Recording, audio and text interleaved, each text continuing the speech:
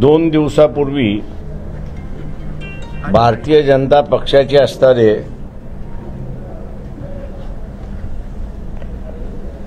माजी मंत्री आणि आरएसएसचे असणारे प्रमुख जे प्रतिनिधी मंडळ आहे त्या प्रतिनिधी मंडळाचे असणारे प्रमुख कर्नाटकाचे हेगडे अनंत हेगडे यांनी क्लोज डोअर मीटिंगमध्ये म्हणजे बंद दरवाजामध्ये आरएसएसच्या कार्यकर्त्यांसमोर बोलत असताना वक्तव्य असं केलं की 400 खासदार आपण जिंकले तर वर्षभरामध्येच आम्ही संविधान बदलू असं विधान त्यांनी केलेलं आहे। आणि काही तासापूर्वी त्यांचं असणारं हे विधान सोशल मीडियावरती व्हायरल होते अशी परिस्थिती आहे। पहिल्यांदा आम्ही असं नमूद करतो की आरएसएसनी 1950 सालीच ही घटना ज्यावेळेस स्वीकारली त्याच वेळेस आम्ही ही घटना मानणार नाही असं वक्तव्य केलंय।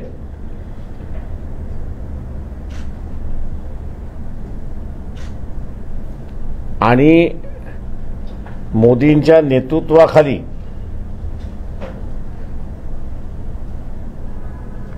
आता संविधान बदलण्याचा घाट त्या ठिकाणी घालण्यात आलेला आहे।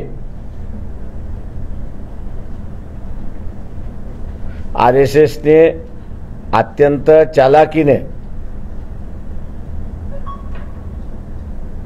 ओबीसींच्याच हस्ते ज्या संविधानाने संतांच्या विचारसरणीला एक स्वरूप दिलं, आकार दिला आणि अंमल केला आणि त्याच्याच बरोबर ओबीसीना राजकीय सामाजिक अधिकार मिळाले, नोकरशाहीचे अधिकार मिळाले, त्यांच्याच मार्फत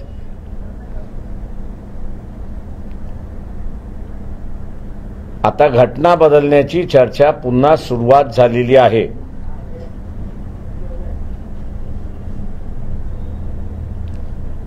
घटना बदलणं म्हणजे या देशामध्ये अराजकतेला आमंत्रण देणं।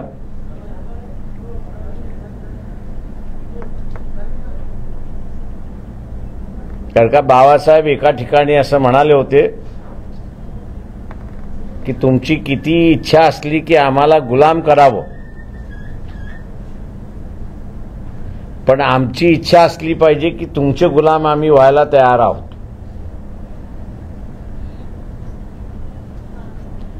तेव्हा प्रत्येक घटक आपला अधिकार शाबूत ठेवण्यासाठी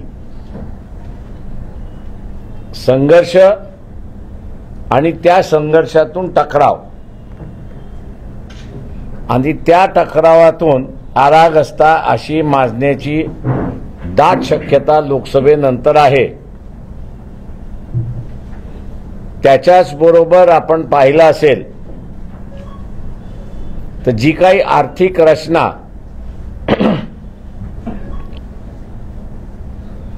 (1948) साली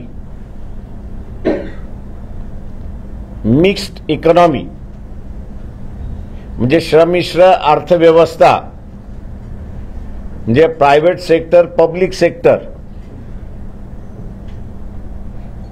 या दोघांचं क्षेत्र वाटून देण्यात आलं होतं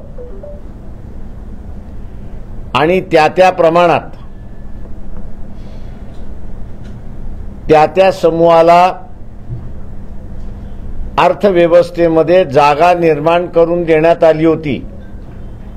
भारतीय जनता पक्ष सत्तेवरती आलं, तिथून नुसती खाजगीकरणाची सुरुवात झाली नाही तर मिनिमम शासन असा नवीन जोड त्या ठिकाणी देण्यात आला। म्हणजे इन्शुरन्समधनं विड्रॉल, बँकिंग सेक्टरमधनं विड्रॉवल, हेल्थ सेक्टरमधनं विड्रॉवल, एम्प्लॉयमेंटमधनं विड्रॉवल आणि ज्या काही वेलफेअर आहेत, मग ते शेतकऱ्यांचं वेलफेअर असेल, योजना असतील, आदिवासींच्या वेलफेअर योजना असतील किंवा शेड्यूल कास्टच्या वेलफेअर योजना असतील, या सगळ्यांना गोबाय देऊन टाकण्यात आलेला आहे, बाय बाय केलेला आहे, टाटा केलेला आहे.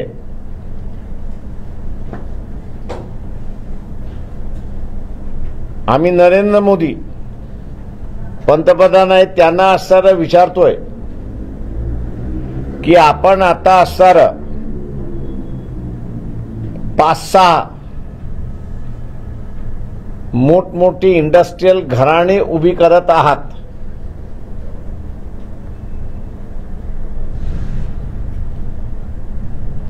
या कॉर्पोरेट हाऊसेसमध्ये भारताला विभाजन केलं जाणार आहे का,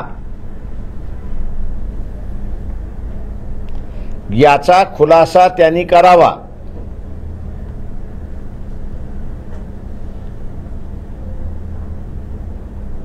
मला आणि माझ्या पक्षाला याची पूर्णपणे कल्पना आहे आणि काही संशोधन केल्यानंतर आम्ही या मताला आलेलो आहोत की येणाऱ्या 5 वर्षाच्या कालावधीमध्ये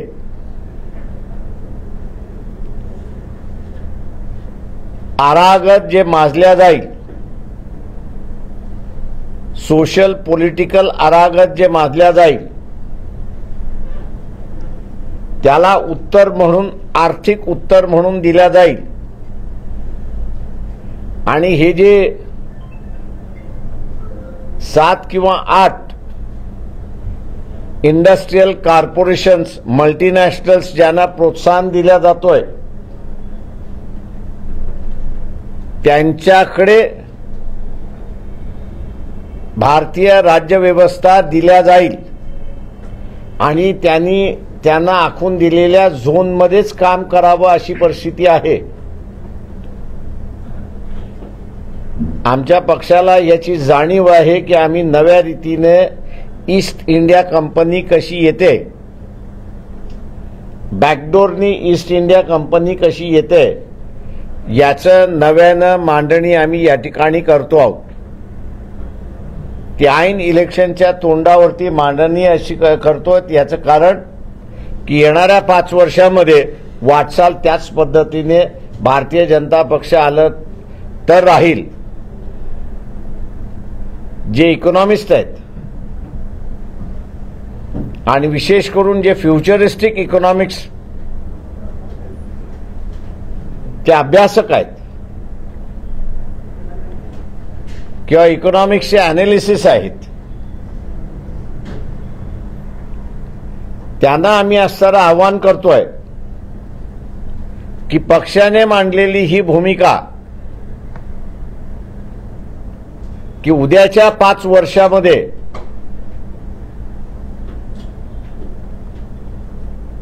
पॉलिटिकल व्यवस्थेबरोबरच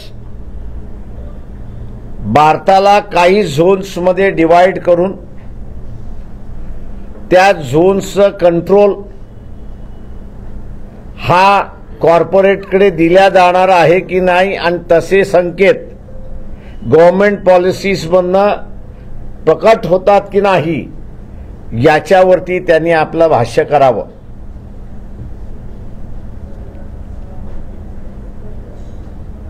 आरएसएस हे जॉग्राफिकल बाउंड्रीज मानत नाही, तर आरएसएस हे कल्चरल बाउंड्रीज त्या ठिकाणी मानते.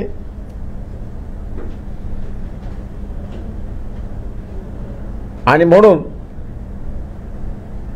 ज्यांना जॉग्राफिकल बाउंड्रीज मान्यच नाही त्यांना इकॉनॉमिकल बाउंड्रीज याची मान्यता आहे. हा एक गंभीर आणि सिरियस प्रश्न आहे असं मी त्या ठिकाणी मानतोय.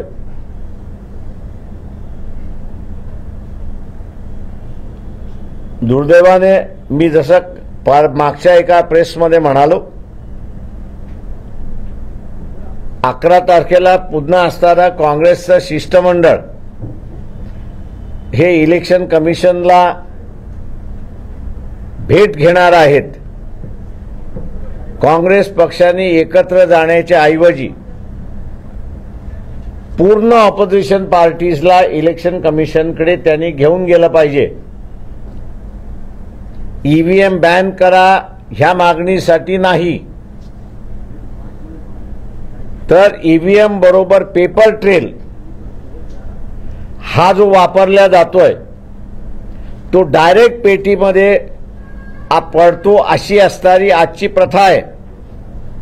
तो डायरेक्ट पेटीमध्ये न पडता तो वोटरने बघितला पाहिजे आणि वोटरने मग तो पेटीमध्ये त्या ठिकाणी टाकला पाहिजे. ते जर झालं तर ही जी मॅन्युप्युलेशनची चर्चा जी आहे ती त्या ठिकाणी थांबू शकते. काँग्रेस पक्ष या दोन्ही गोष्टींकडे सिरियसली पाहिल अशी आमचा पक्ष अपेक्षित आहे. माझं निवेदन संपलं. आपण आता विचारू शकता. घटना बदलण्याचा घाट सुरू आहे असं म्हटलं तर कशा प्रकारे घटना बदलू शकते? आता असणारा पार्लमेंटरी डेमोक्रेसी आहे ती पार्लमेंटरी डेमोक्रेसीच्या ऐवजी पार्टी डेमोक्रेसी म्हणजे चायनाची आहे. ती दुसरं जे आहे ते अध्यक्षीय पद्धत त्या ठिकाणी येऊ शकते अशी आहे. मताचा अधिकार